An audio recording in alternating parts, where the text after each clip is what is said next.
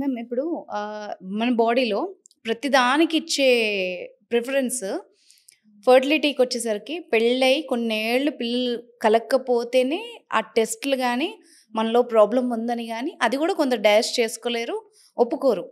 ఎందుకు మీరన్నట్టు లీస్ట్ ప్రిఫరెన్స్‌లోనే ఉందేమో. అంటే మన సర్వైవల్ ఇన్‌స్టింక్ట్స్ అంటారు. హ్మ్. ఫస్ట్ మనకు అది కూడా ఫ్రమ్ కేవ్ మెన్ దగ్గర నుంచి ఉన్నది. ఎనీ యానిమల్ హ్మ్. ఫస్ట్ ఫుడ్, సేఫ్టీ, తర్వాత ఇవన్నీ ఫుల్‌ఫిల్ అయిన తర్వాతే రీప్రొడక్షన్ వస్తుంది. హ్మ్.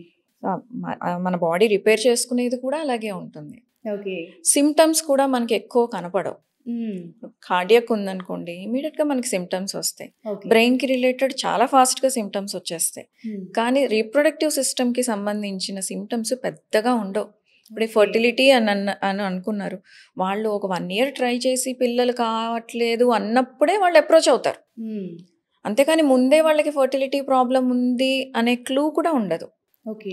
అంటే కొంతమందికి పీరియడ్స్ డిస్టర్బెన్స్ అయ్యో, లేకపోతే సెక్షువల్ ఇష్యూస్ ఉంటే తప్ప వాళ్ళకి డౌట్ రాదు. ఓకే. సో, సిమ్టమ్స్ కూడా పెద్దగా మనకి వేరే సిస్టమ్స్‌కి తెలిసినంతగా రీప్రొడక్టివ్ సిస్టమ్‌లో అంత తెలియవు.